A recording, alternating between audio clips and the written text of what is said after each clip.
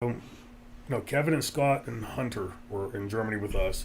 Sean was back here, and you know, pretty uneventful tour. Everything went well, and we come back. Sean and I had already been told that we had to be in Regina, Manitoba, the week of, like that Tuesday before the In Your House, because it would be me, him, and Vince. Vince wanted to go over and create a finish for this, and that's what he told us, that there was going to be a repeat of the Rude Ultimate Warrior angle. And while we're in Germany, we get the report that Sean's been attacked by, beaten up by, like, I forget. 40.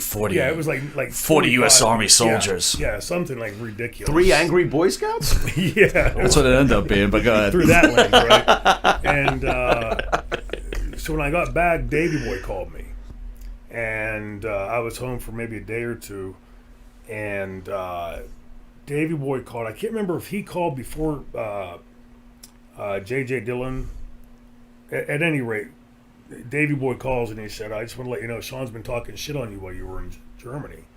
I said, what's he been saying? He said, he's been telling everybody he's going to embarrass you on the pay-per-view. And I laughed. I said, I'd love to see him try. I'll stretch his ass on the pay-per-view. And at this point, did you have any problems with Sean at all? No. So this is out of the blue. Other than the money being the shits and, the couple little things you can see, but it was nothing at that point yet targeted directly at me that I saw or heard. Right. And so I tell Davey that, and the very next day, I think it was the next day, the JJ called and said, you're not needed in Regina on Tuesday now. Did Davey get me knocked out of that spot? Did he stooge it? And they said, no, it's nothing like that. He said, Sean's not going to be able to wrestle because he's had a relapse of his concussion.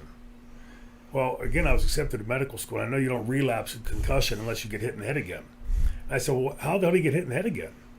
So, well, he didn't get hit in the head again. He just had a relapse. And I went, okay, now this is all starting to line up. The old concussion relapse. He forgot to mention that his physicians were Dr. Howard, Dr. Fine, Dr. Howard, but that's a whole other story. So the night before the In Your House, God. I flew in last with Jim Cornette. We were on the very last flight into Regina. I get to the hotel. I'm rooming with Dustin, and I get into the room. There's a note on my bed. Everybody's down in the bar. So I put my stuff away, went down to the bar, and as I walk in, the bar is packed with fans. I see over the top of the crowd somebody going like this.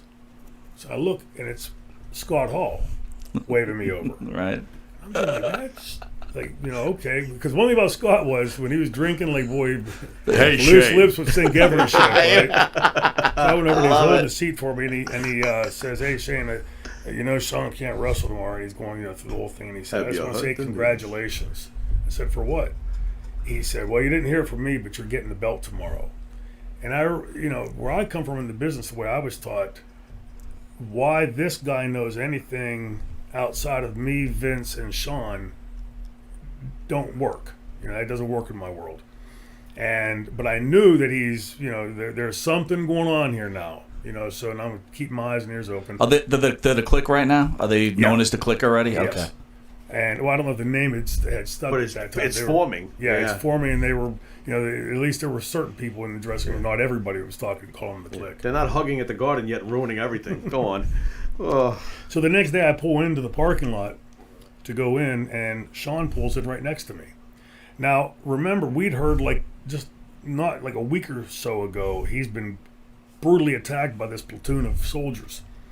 And he gets out of the car and he looks, there's not a scratch on him. He looks perfectly normal. His toenails are flossed. Yeah, I mean, He's got get the sparkly little teeth. sparkle off his tooth when he smiled. So we walk in and He's in a bathrobe. And Hey, Shane, the wanna go dressing tan? room, the locker room was this way, and the makeup room was this way. So we walk in, and I said something to him, walking in. I said, tough night in Rochester. So yeah.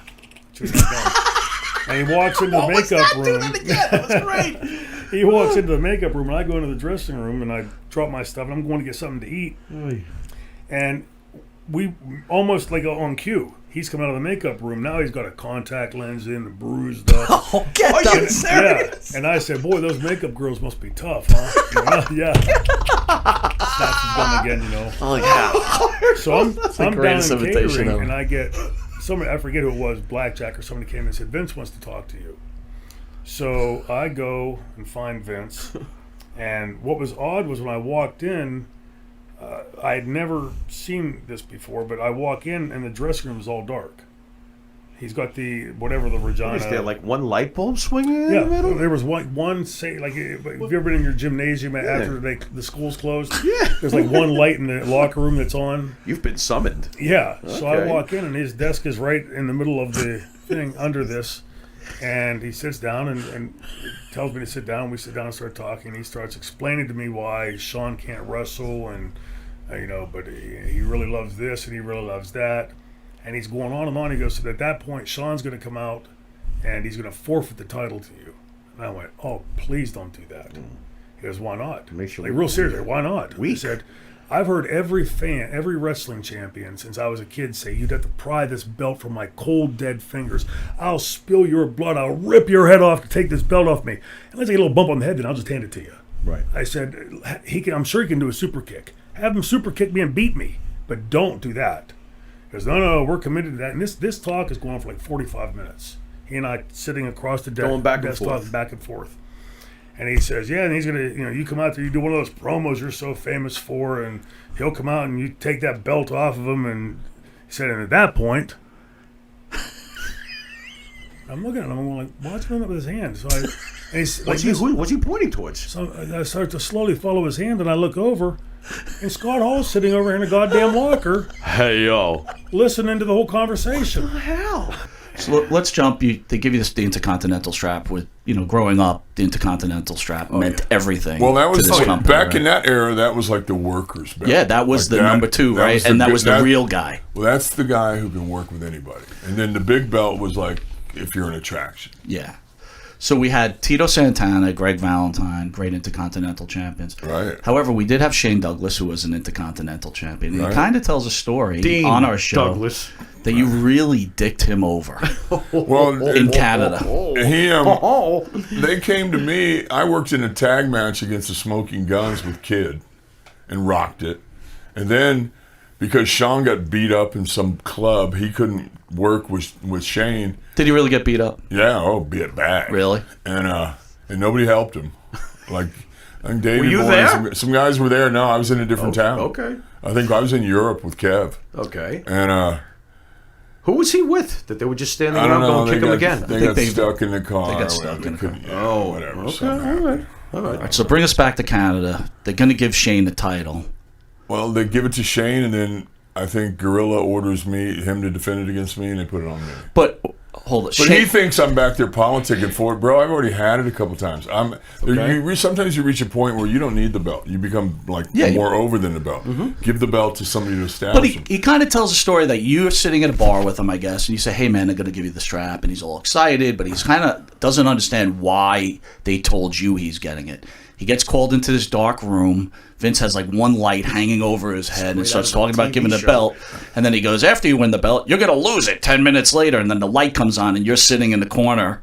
Doesn't this sound like a great promo? Staring Come on, at him. at least sounds like a good promo. Yeah, it's a good story. I don't have any memory of that, but I mean. Sounds like a good promo, though. And yo, here's my fling. side of the story. Is Shane Douglas came in with a reputation as being great. Like, I was going to get him over, and he was going to rewrite wrestling history working with Shawn Michaels.